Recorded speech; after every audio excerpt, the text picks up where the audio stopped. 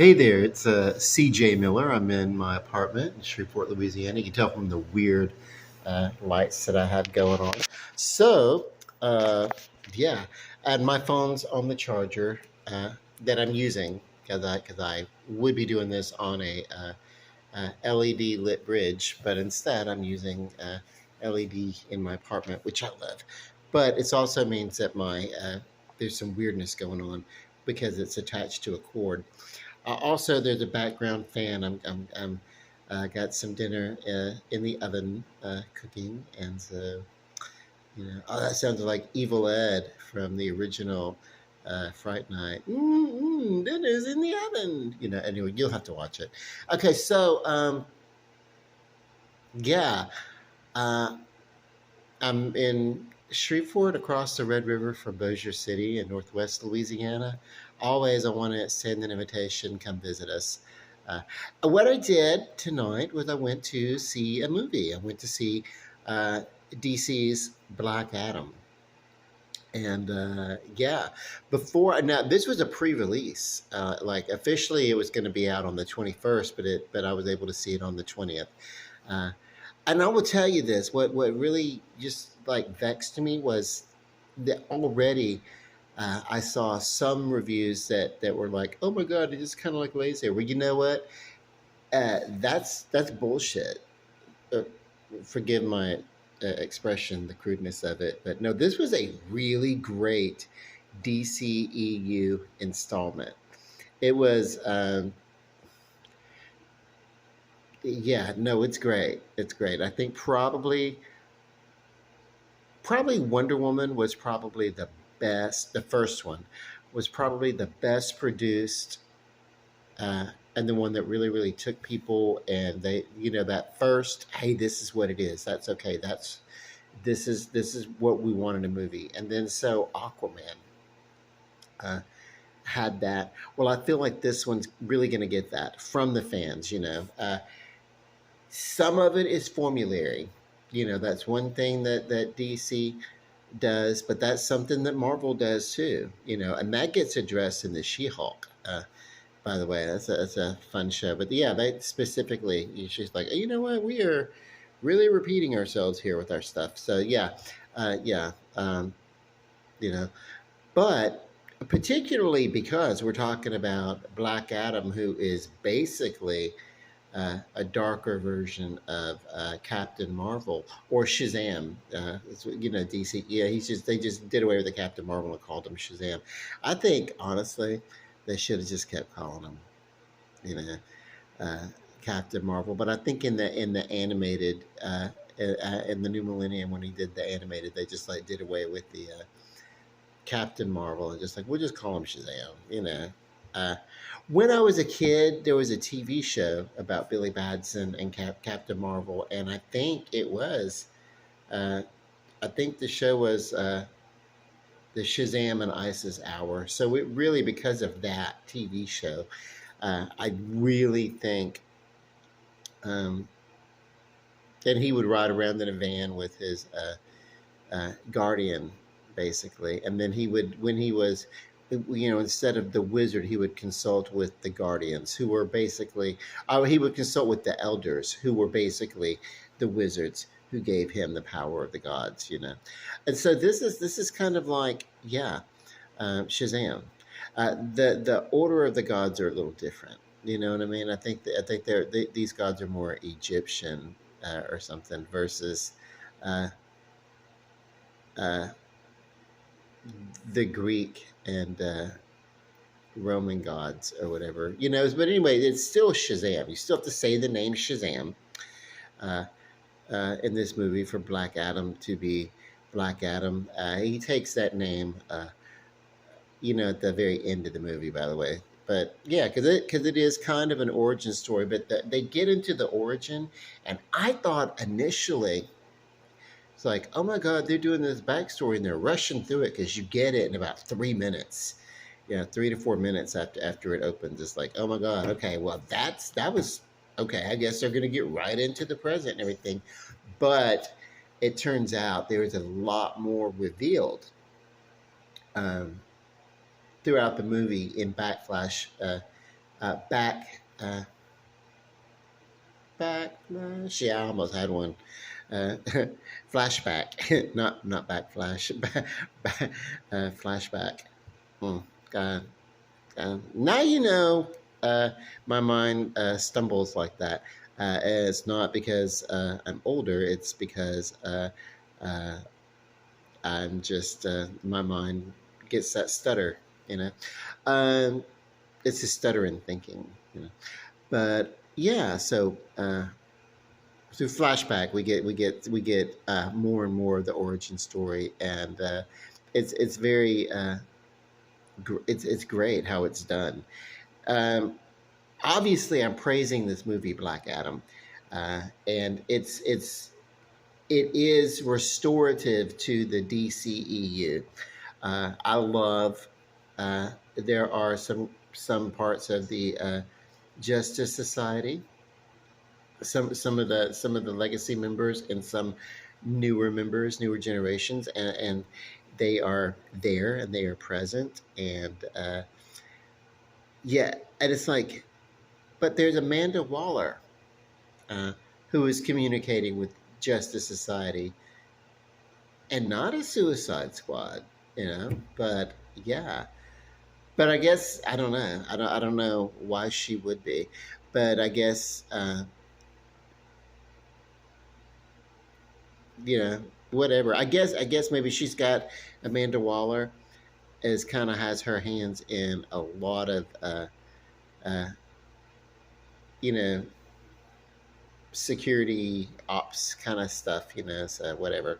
So she's connected and everything. So maybe, of course, her uh, only pull would not be Task Force X, Task Task Force X.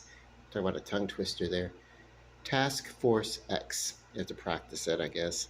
I wouldn't be able to say it on screen without they'd be having to do 500,000 takes of me having to say that in the Suicide Squad movie, Task Force X, whatever. Anyway, so yeah, hold on 1 second. I'm sorry about these horrible angles too. Not so much the lighting. We'll switch it up a little bit, give you guys a different tone to look at for another part of this. Okay, so it's also like a little bit like comic book lighting.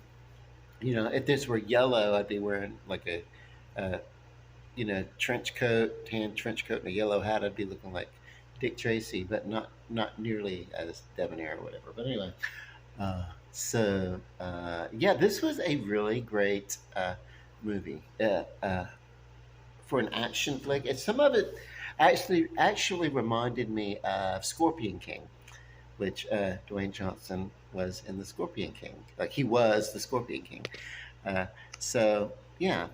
Now this is everybody's. Let's not forget we have the Suicide Squad, which are heroes, which are villains. Uh, you know, doing heroic things for time off their sentences and stuff like that, commuted sentences and stuff like that. So, yeah, so you get this whole idea of the occasional, you know, does a superhero kill uh, kind of thing. And it's like, it's, you know, that point in this Black Adam thing where the Justice Society is like, no, heroes don't kill. That's murder. Uh, heroes kill. In this DCEU universe. Uh, when needed. Now, but the Black Adam, he was going to assess. I mean, it's like, hey, but he was also from a time of, you know, 5,000 years ago. So let's give him time to catch up. But yeah, but that whole do heroes never not kill? Well, I don't think they. I think they should not kill if they can get away with not killing. But yeah, it's no. They've already. This is a point. This a point. They did. It wasn't like a whole hitch over the head with it kind of thing. It wasn't deeply philosophical, like say, uh, Batman versus Superman. uh, kind of went that way with it. Batman. With Alfred. Hey, we've always been criminals, Alfred. Nothing's changed. Uh, those kind of lines. In the DC. It wasn't anything like that. It was like, you know, heroes don't kill. Well, I do. Like it was very. And so we get that Black Adam at this point, maybe at one point in comic book history, was the the arch nemesis of Shazam. You know, uh, kind of like the Reverse Flash uh, is to the Flash. I don't know, but uh, yeah. So we'll see what happens in the future. But yeah, I'm really excited. I don't want to spoil too much. It was great. I mean, I've already talked about it. I'm really excited. I've seen some dribble even before I went into the theater, and it's like, oh my god, this thing just opened. I mean, you've already got like bad reviews up. There's a couple of people are going to give like, or with these things, they're going to give bland reviews. I mean, these are not movie. This is not. Uh,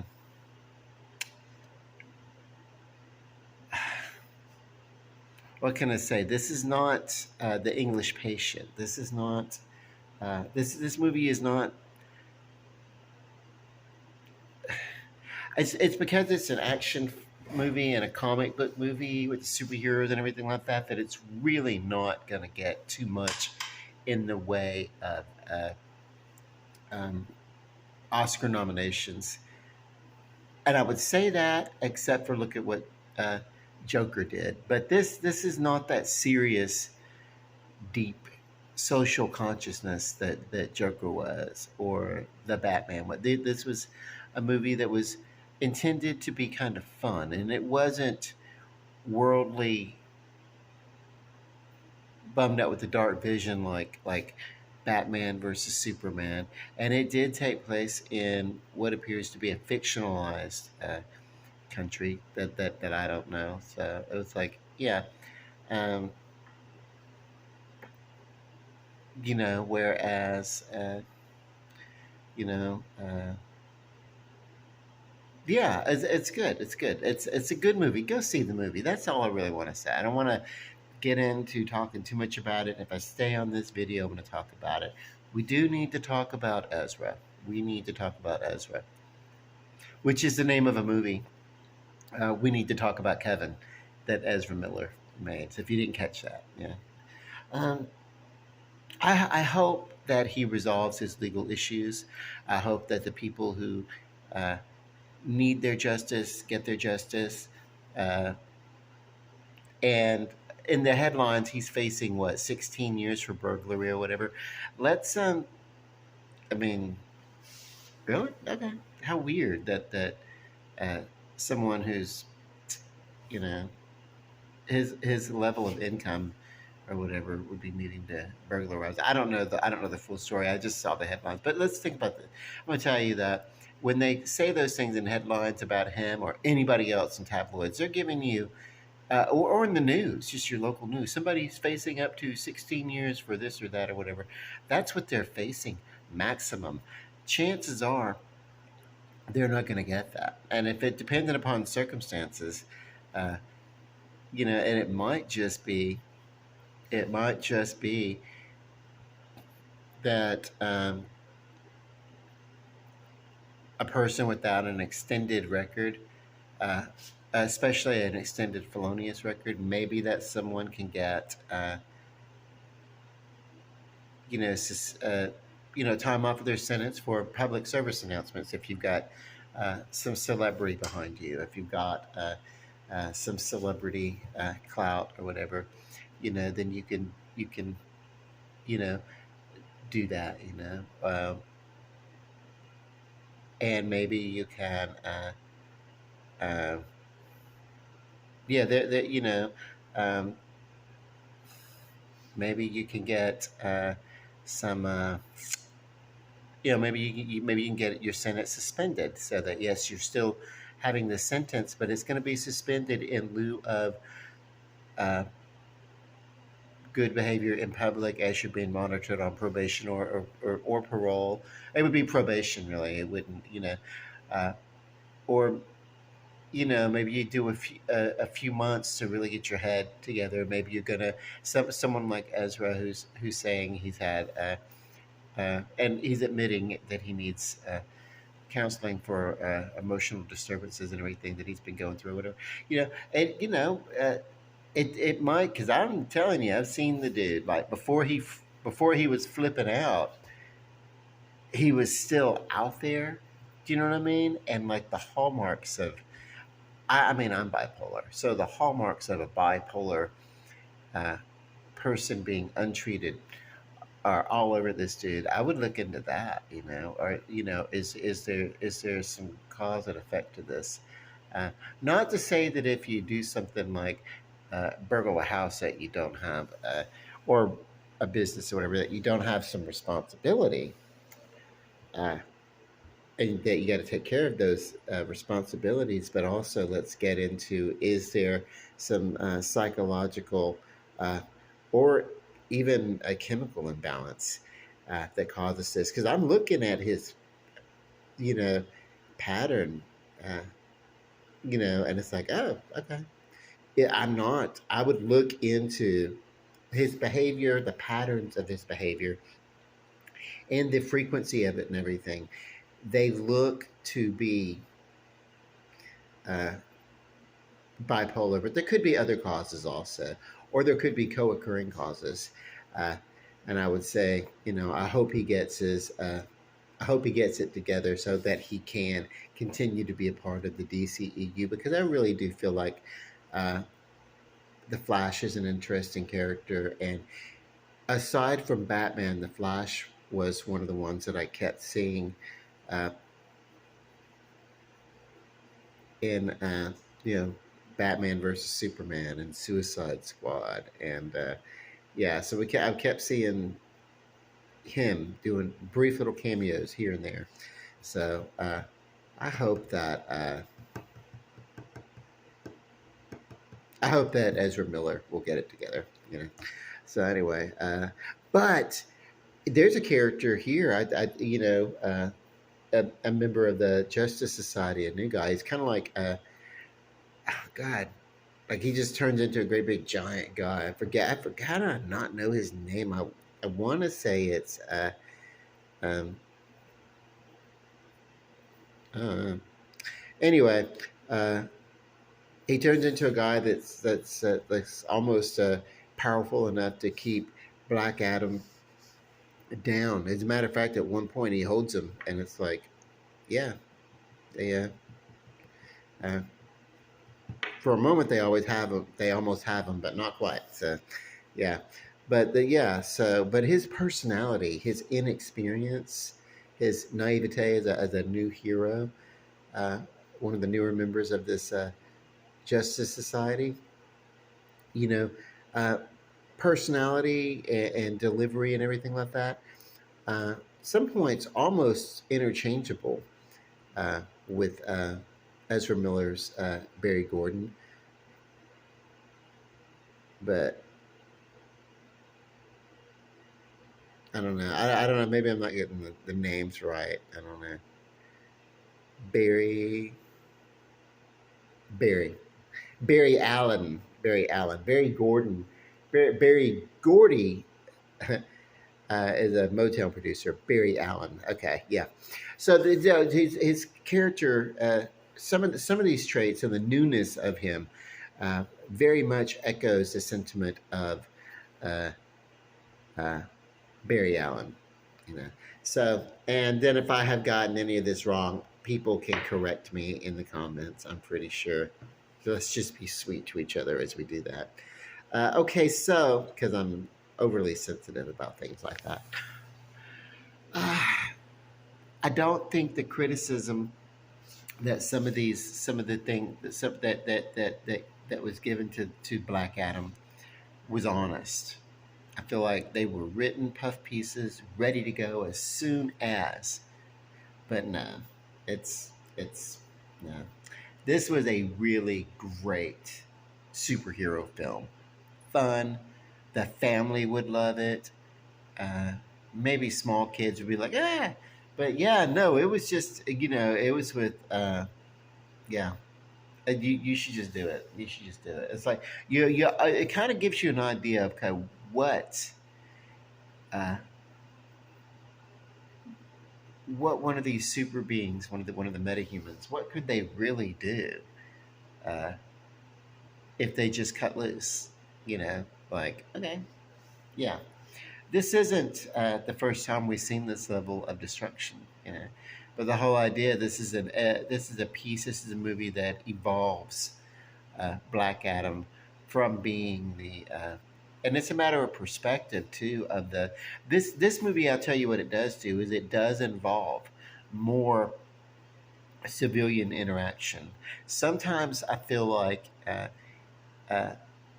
superhero movies, they're told from the point of the superhero and it's their narrative, but sometimes we forget that we're watching this and we need that audience connection, as we need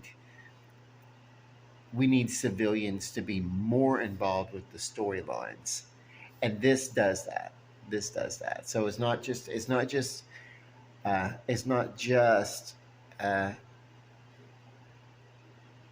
characters being sidekicks, uh, but some of the yeah, some of the civilians really really get in there, and they're not just like uh, they're not just props, you know what I mean? But they're actually part of the story. And I'm not talking about just the major uh, uh, characters, because like Man of Steel and Batman. They have the uh, Lois Lane and they have Alfred.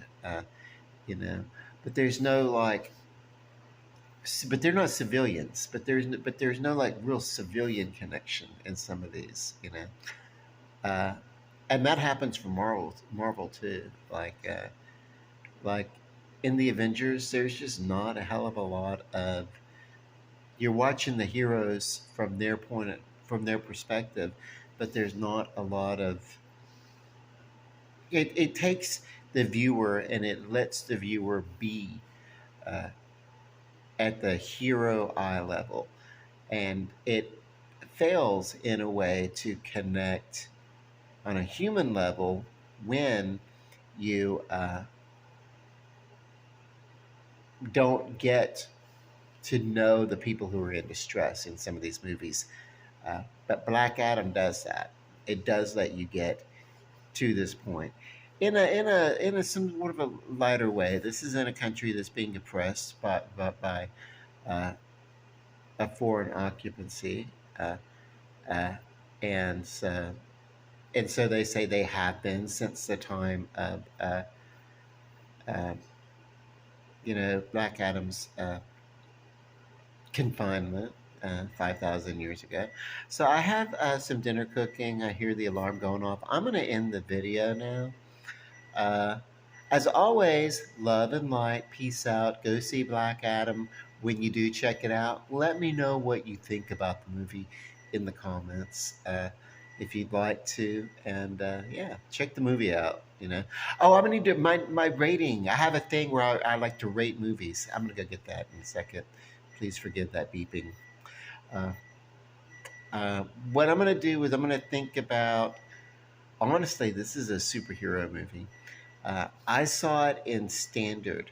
Uh, the reason I saw it in standard is because basically it was just all the money that I had. If I could have seen it in IMAX, I would have seen it in IMAX. If it were in 3D, 4D, that kind of stuff, if it were available, uh, uh, I just didn't have the money to see it in IMAX. But I actually sat. You know what I mean, in a portion of the theater that was like the thing. The difference between a 65-inch TV and a 75-inch TV, it's not that big, especially when you can just lean forward a little bit.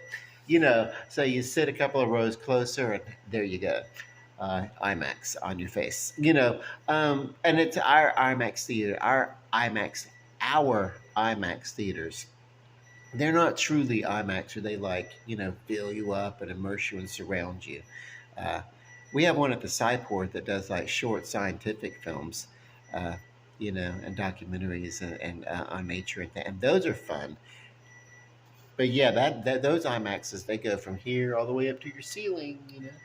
Like they really fold you into it, and this does not. They're basically just bigger screens. Uh, but yeah, this was, I like to go see movies in the middle of the night.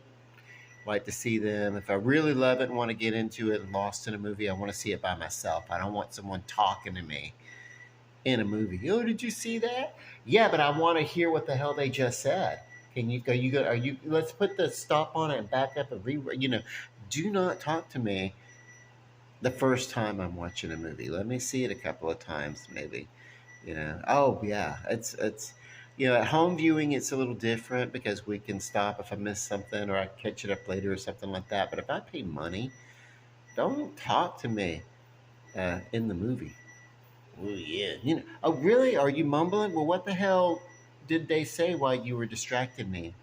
Ignorant. And don't sit next to me if you're going to in a movie theater. If you're going to text and stuff, that's a little pet peeves of mine. Even if the sound is off, that light is distracting. And if you can't leave your phone off, if you can't leave it in your pocket, you don't need to be in a movie theater seeing a movie, disturbing everybody that's paid.